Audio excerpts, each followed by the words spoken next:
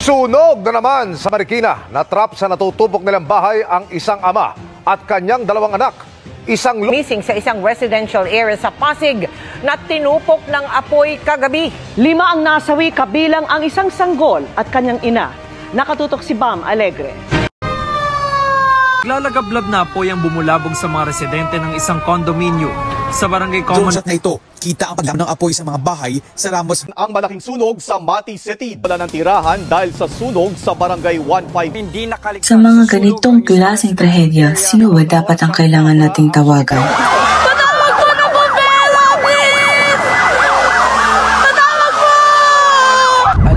Isigaw mo sa hangin, tumindig at magsilbing liwanag.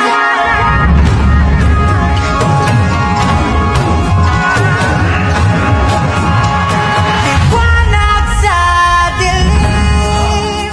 We have here Mr. Venier V. Adina, a dedicated public servant and protector of the people. At 47 years old, he brings the strength and leadership to his role as a firefighter with over 23 years of experience. Sir, apay dating work itinapiling po. Hindi ka narigat ipinagbiyan, pinarigat pa sa po hindi pakupraan. Ito sa matin doktorong niya po Diyos nga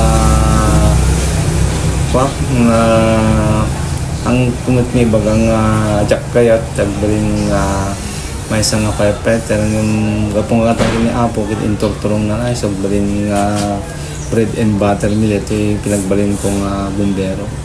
For how many years, sir? October 2003 recruit na nga 23 years in service na nagto. Anat naka-inspire king ka, sir, nga baling nga may isang firefighter po? Akaste ko nagtatay yung ginarigat ibiyag, ginarigat ibiyag sabol di pakubraan. Min bang nga bumbero, ngante ko na akong entorturong ni Apo Diyos nga dati nga pakubrakon. Then, idadak na ti servisyon, in-embrace ko may isunan as they empathic commit nga pakubraan, not only for the compensation but nasusurot met nga empathic ti dati nga pakubraan. Sir, ano met ti feeling na ti agbaling nga may isang firefighter po? Feeling na get proud being a public servant ako na da, being in uniform service, get being proud of kasi in the beginning talagang narigat ti uniform personnel. Mas makikita yung mediti mabubuhay ito tayo ti TV kada iti social media nga ipati uniform personnel ko na dakit very controversial na kasi narigat iti sumrek kada kastatan. Kasi tipe lang kita yung tipe ng tulong ni iti tao at narigat abanan. Ngayon tumulong ka nga muna iti tao sabay nga tulungan iti pamilya. Di biggest part na nga narigat kasi nagbagyo imbes nga agiste kami jay family mi ket mapang kami jay destino mi. Iti narigat nga kuana being as a father narigat nga syempre di pamilyang ket talawam tapos mapangga iti destino, but that's the public servant is ako nada being at a uniform personnel. So Sir, anat men and vision mo nga pagbalinan ti world tayo to 2050, sir?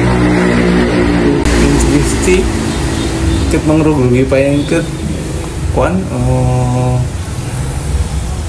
baka driveless carton kasi mangrugrugin di ba puro electric cars kadalasan di bagbagadan agkaraiwaray ti electric motor rin kada pa even in the US ko nadangkit ada pa jay robocar ko na dan, driveless car ako na dan, nga ibagam laing di pa pala mga destinasyon kaya ikadil na kay Giant. That more be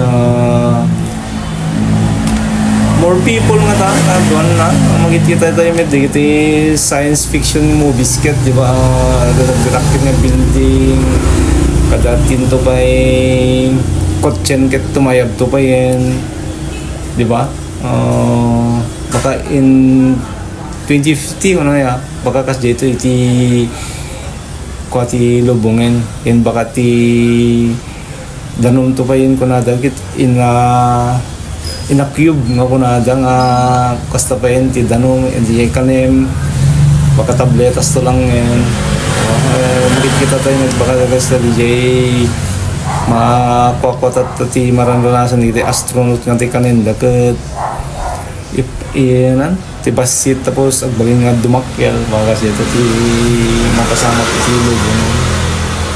For our second question, sir, anat excite king ka about iti future? Excite ka niya? Basta ko man ti excite ka niya iti future kasi para bang tao ka na basta nga tatanong kami more technologies dun baka tinto taon ket replaced by robots to ba yan, even us in our work as firefighter baka wanted firefighter dito lubungin baka robotics to amin iti bombero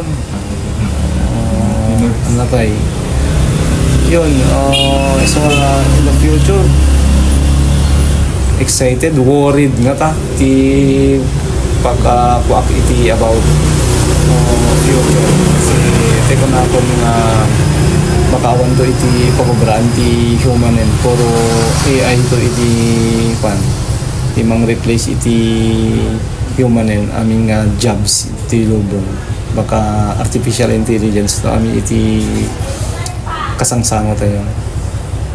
For our final question, sir, ano ti ma-advise mo kadigiti padaming kabataan, sir, para iti better future, sir?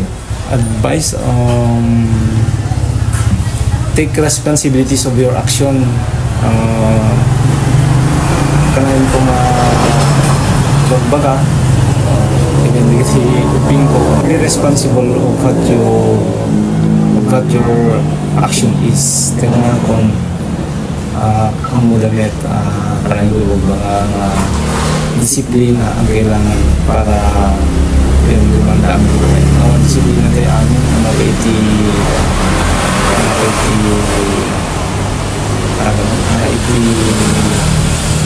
napinpinas pa yung obrahin tayo yung mga disiplina noon ti disiplina lang makamit mo ba kayo mga as may question ko yung anak ko ano ba di ba kailangan ti disiplina mo kahit mga magunod kahit magunod mo ta winuhaan hindi ko take responsibility sa action so nga panunutin pa lang muna no na iti implikasyon na te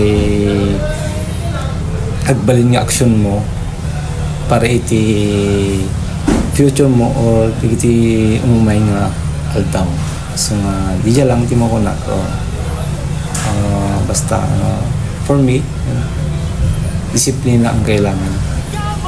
So thank you so much, sir, for participating in our interview, sir. Thank you po. Okay. Being a bombero is not an easy job. Every time the alarm rings, they prepare to face uncertainty, danger, and even the possibility of not coming back home. Yet, they continue to serve, running toward emergencies, saving lives, and putting others before themselves. To me, they are a true symbol of bravery, sacrifice, and selflessness. This connects deeply to nursing. Firefighters fight fire, while nurses fight sickness and suffering.